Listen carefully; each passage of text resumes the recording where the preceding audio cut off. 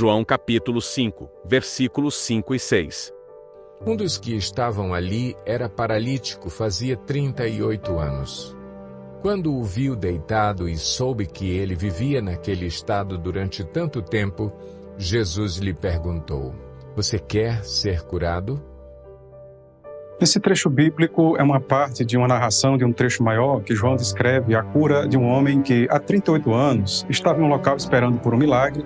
Havia uma crença de que, de tempos em tempos, um anjo movimentava as águas de um tanque chamado Betesda e o primeiro que saltasse nas águas daquele tanque seria curado de qualquer tipo de enfermidade. Tudo indica que isso era uma superstição, isso não combina com o método de Deus fazer as coisas, mas havia essa crença ali. Por causa disso, em volta daquele tanque, havia uma multidão de enfermos, coxos, paralíticos, cegos, pessoas com vários tipos de enfermidades e deficiências. Jesus soube a respeito de um senhor que estava ali há 38 anos, tinha mais tempo de doença e de espera do que Jesus de idade. Após ser informado, Jesus então se aproxima dele e faz uma pergunta surpreendente. Ele pergunta: "Você quer ser curado?"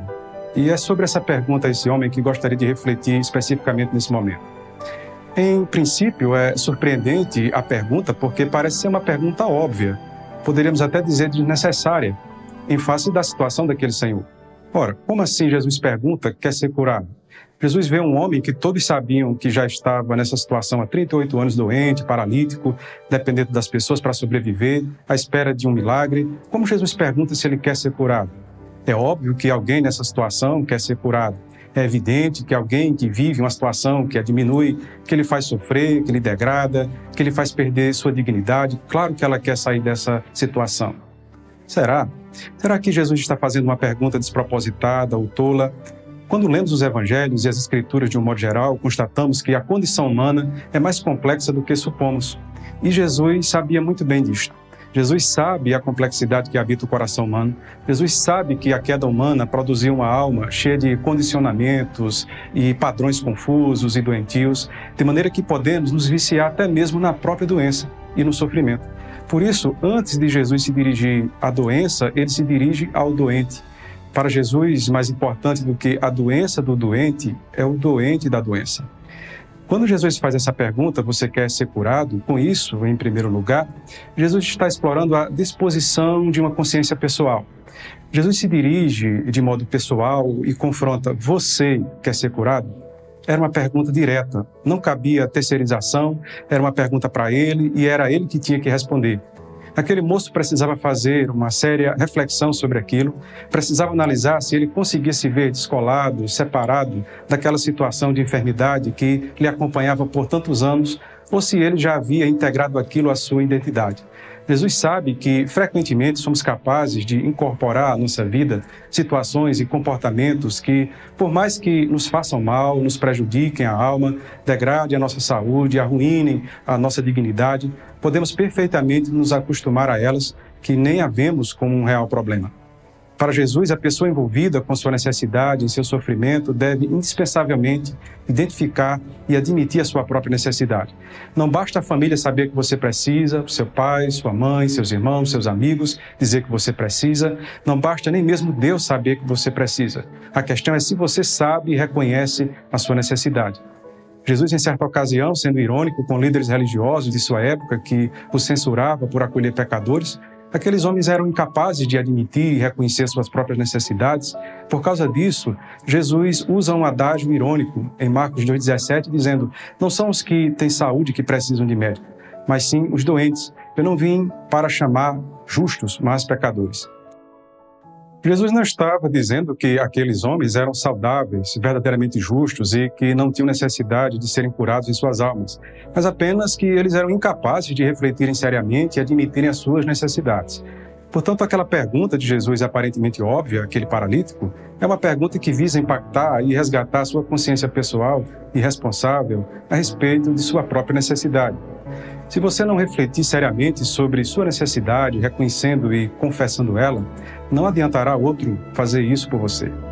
Mas, em segundo lugar, Jesus vai explorar o campo da disposição do desejo, quando pergunta se ele quer ser curado. Jesus está tratando do querer, do desejo. Além daquele moço reconhecer a sua necessidade, ele precisava reorientar o seu desejo, pensar sobre o seu querer real, de modo consciente. Ele precisava pensar sobre o que ele diz que quer e o que ele de fato anda querendo na vida. Porque uma coisa é o que a gente diz que quer e outra coisa é o que a gente vive fazendo e investindo o nosso desejo. Não seria difícil aquele moço acomodar-se àquela situação, se viciar naquela vida, se contentar com olhares piedosos das pessoas, viver de favores. Mesmo sendo uma vida miserável, degradante, muitas vezes é cômodo levar a vida como se fosse sempre uma vítima dos outros e não assumir a responsabilidade sobre ela.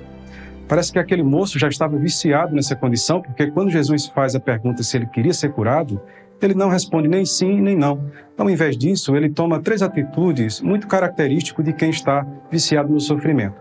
Primeiro, a lamentação mórbida. Ao invés de aquele moço responder à pergunta que Jesus fez, ele começa a se lastimar. A lastimação, a reclamação habitual, frequente, é um modo mórbido da pessoa extrair prazer de uma situação de sofrimento. Parece estranho isso, mas é assim que acontece. Segundo, a culpabilização das pessoas. Aquele moço nem fala de suas próprias limitações físicas, das suas deficiências que criavam naturalmente vários impedimentos de movimentos. Ao invés disso, ele começa a culpar os outros. Esse é o problema do vitimista. Ele culpa todo mundo por suas mazelas para não ter que tomar atitude nenhuma. E em terceiro, a legitimação do seu próprio sofrimento. Todo aquele discurso de lastimação tinha por objetivo justificar a manutenção e a permanência do próprio sofrimento. O que ele está fazendo com tudo isso, na verdade, é uma defesa da própria situação, por mais estranho que pareça. Enquanto você tiver prazer em seu sofrimento, você não vai querer se livrar dele porque você entende que ele te traz um ganho secundário. A queda humana, o pecado, desequilibrou e desencaminhou os nossos desejos, de maneira que o ser humano se encontra desnorteado, inseguro, dividido em seus sentimentos. Jesus sabe que, frequentemente, desejamos uma coisa em busca de outra. Quantas pessoas que, em busca de atenção, em busca de serem amadas, em busca de serem reconhecidas, desejam situações que as colocam em condições degradantes e até mesmo perigosas. Algumas, inclusive, desejam literalmente a própria doença, porque aquilo, de alguma forma, traz, segundo elas, algum benefício, atrai a elas um olhar atencioso, generoso de alguém, ainda que isso seja feito de um modo inconsciente. O que elas querem é serem amadas, mas o meio como elas buscam isso é por meio de desejos adoecidos. Jesus sabe que, além de desejarmos uma coisa em busca de outras, frequentemente desejamos também o que não precisamos. Existem pessoas que correm, que investem sua vida, sua saúde, seu tempo, em busca de algo que realmente não precisam. Existem pessoas que, embora tenham o suficiente para viver 3 vidas, continuam correndo em busca daquilo que não necessitam. Elas desejam, mas não necessitam. Mas além de desejar uma coisa em busca de outra e desejar o que não necessitam, existem aqueles que precisam, mas não querem. Não são poucas as pessoas que, por exemplo, estão presas a vícios químicos, a vínculos afetivos perversos, nocivos, ou que estão no mundo sombrio da violência ou da promiscuidade, necessitam desesperadamente interromper esses ciclos destrutivos, pois está acabando com a sua vida, acabando com a sua saúde, acabando com a sua família, as pessoas já nem o respeitam mais, não conseguem nem mesmo sustentar-se em um emprego decente, a pessoa vive com a alma desassossegada. Ela sente na carne o profundo mal que esse estilo de vida tem feito, mas, mesmo sabendo o mal que isso tem feito e que necessitam parar, você chega a essas pessoas e diz, olha, há uma saída, você quer? Elas não querem, embora precisem. Portanto, não há nenhuma obviedade nesta pergunta de Jesus a esse paralítico. É uma pergunta que visa uma cura muito mais profunda do que a cura do corpo. Mas, em terceiro lugar, Jesus, com essa pergunta, explora o campo da disposição da vontade. Jesus coloca a possibilidade de cura diante daquele homem, pergunta se ele quer ser curado.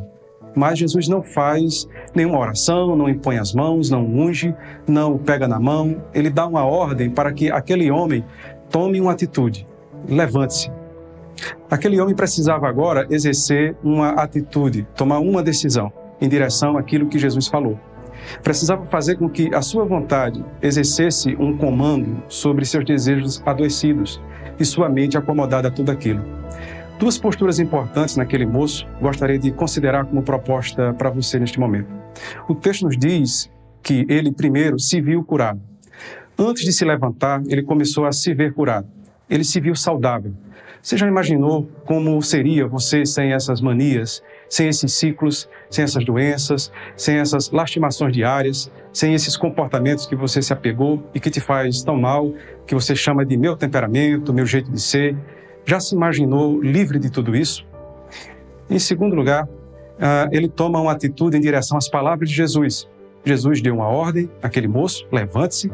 Jesus não pegou na mão dele, não o levantou, apenas mandou levantar-se. Que atitude você tem que tomar em direção ao que Jesus diz em sua palavra? No plano de Deus para a sua vida existe a disposição de sua graça para lhe restabelecer a saúde, a paz, a dignidade. E em você, existe mesmo a disposição de querer ser curado? Se existe, levante-se, tome seu leito e ande. Medite nisso.